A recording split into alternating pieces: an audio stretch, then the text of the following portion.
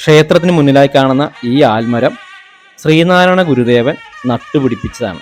പടർന്ന് പന്തലിച്ചു നിൽക്കുന്ന ഈ ആൽമരം ഈ ക്ഷേത്രത്തിൻ്റെ ഒരു പ്രത്യേകത തന്നെയാണ്.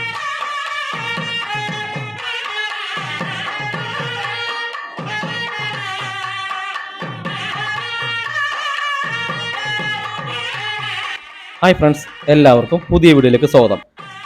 നമ്മളിപ്പോൾ നിൽക്കുന്നത് കായിപ്പുറത്തുള്ള അനന്തശയനേശ്വര ക്ഷേത്രത്തിലാണ്. ഇതാ കാണുന്നതാണ് ക്ഷേത്രം. തിരുവനന്തപുരം പത്മനാഭസ്വാമി ക്ഷേത്രത്തിലെ പോലെ അനന്തശയന പ്രതിഷ്ഠയുള്ള ചുരുക്കം ക്ഷേത്രങ്ങളിലൊന്നാണ് ഈ ക്ഷേത്രം. അപ്പോൾ നമുക്ക് നേരെ വീഡിയോയിലോട്ട് പോവാം.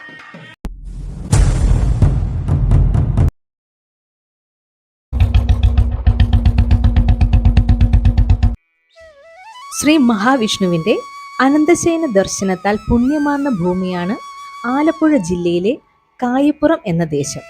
ശ്രീനാരായണ ഗുരുദേവന്റെ പാദസ്പർശത്താൽ അനുഗ്രഹീതമായ മണ്ണാണ് കായിപ്പുറം. കായിപ്പുറം അനന്തശയനേശ്വര ക്ഷേത്ര ചരിത്രം തുടങ്ങുന്നത് ശ്രീനാരായണ ഗുരുദേവനിൽ നിന്ന് തന്നെയാണ്. ആലുവ അദ്വൈതാശ്രമത്തിന്റെ നിർമ്മാണവുമായി ബന്ധപ്പെട്ട് യാത്രാമധ്യയിൽ മുഹമ്മയിലെ പുരാതന കുടുംബമായ ചിറപ്പൻചിറ ഭവനത്തിൽ എത്തിച്ചേർന്നു. തദവസരത്തിൽ കായിപ്പുറം കുറ്റവക്കാട്ട് വീട്ടിൽ കാരണവരുടെ ഭാര്യ ഏലിയാമ്മയുടെ രോഗശാന്തിക്കായി ഗുരുദേവനെ മുഖം കാണിച്ചു പ്രാർത്ഥിച്ചു.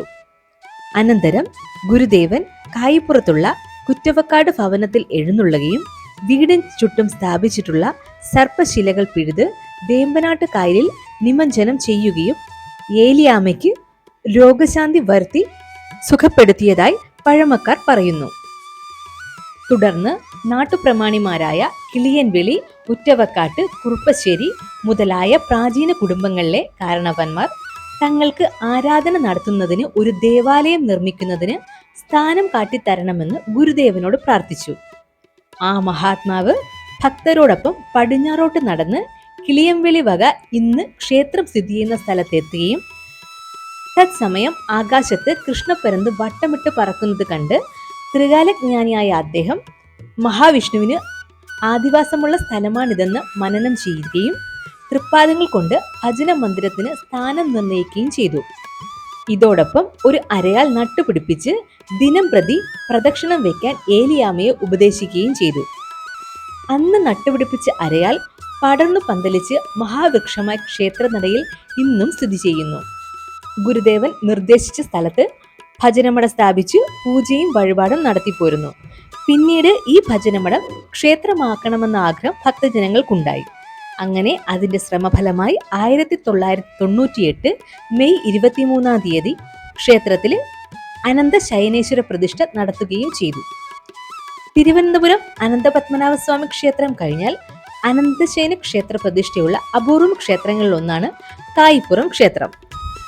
അനന്തശയനത്തിൽ കിടക്കുന്ന ഭഗവാന്റെ ചന്ദനച്ചാർത്ത് ദർശനം മഹാപുണ്യമാണ്. വിഷ്ണു ഭഗവാന്റെ പ്രതിഷ്ഠ കഴിഞ്ഞാൽ ഇവിടെ അതേ പ്രാധാന്യത്തോടെ മഹാദേവനെയും ആരാധിക്കുന്നു. ഇവിടുത്തെ മറ്റൊരു പ്രധാന പ്രതിഷ്ഠ ശ്രീനാരായണ ഗുരുദേവൻ തന്നെയാണ്. ഗുരുദേവൻ ഇവിടെ നിത്യ ആരാധനയാണ് നടത്തുന്നത്. ശ്രീനാരായണ ഗുരുദേവൻ ആദ്യമായി ഇവിടെ വരികയും സർപ്പപ്രതിഷ്ഠകൾ പിഴുതി എറിയുകയും ചെയ്ത കാവ് ക്ഷേത്രത്തിന് തൊട്ടടുത്തായി ഇപ്പോഴും നിലകൊള്ളുന്നു. ഉപദേവതകളായ ശ്രീ സുബ്രഹ്മണ്യൻ, ഭുവനേശ്വരി, ബ്രഹ്മരക്ഷസ്, നാഗദേവന്മാരായ നാഗരാജാവും നാഗയക്ഷിയമ്മയും ധർമ്മശാസ്താവ് എന്നിവർക്കും വിശേഷാൽ പൂജകളും വഴിപാടുകളും നടത്തിവരുന്നു. ഈ ക്ഷേത്രത്തിലെ പ്രധാന വഴിപാട് വ്യാഴാഴ്ച ദിവസം നടത്തുന്ന നെയ്വിളക്കർച്ചനയാണ്. കൂടാതെ ഒരു കുടം പായസം, മുഴുക്കാപ്പ് എന്നിവയും ഏറ്റവും പ്രാധാന്യമുള്ള വഴിപാടുകളാണ്. വർഷത്തിലൊരിക്കൽ ഉത്സവ നാളിൽ നടത്തുന്ന അക്ഷയ നെയ്വിളക്ക് വളരെ പ്രാധാന്യമുള്ളതാണ്. ലക്ഷക്കണക്കിന് ഭക്തർ അന്നേ ദിവസം ഈ ക്ഷേത്രത്തിൽ എത്തിച്ചേരുന്നു. നെയ്വിളക്ക് നേർച്ചയിൽ പങ്കെടുക്കുന്ന ഭക്തജനങ്ങൾക്ക് അത്ഭുതകരമായ ഫലസിദ്ധിയാണ് ലഭിക്കുന്നതെന്ന് പറയപ്പെടുന്നു. ആലപ്പുഴ തണ്ണീർമുക്കം റൂട്ടിൽ കായിപ്പുറം ജംഗ്ഷനിൽ നിന്ന് 1 കിലോമീറ്റർ കിഴക്കോട്ട് സഞ്ചരിച്ചാൽ ക്ഷേത്രത്തിൽ എത്തിച്ചേരാം. വീഡിയോ ഇഷ്ടപ്പെട്ടാൽ ഒന്ന് ലൈക്ക് ചെയ്യുക, ഒന്ന് ഷെയർ ചെയ്യുക.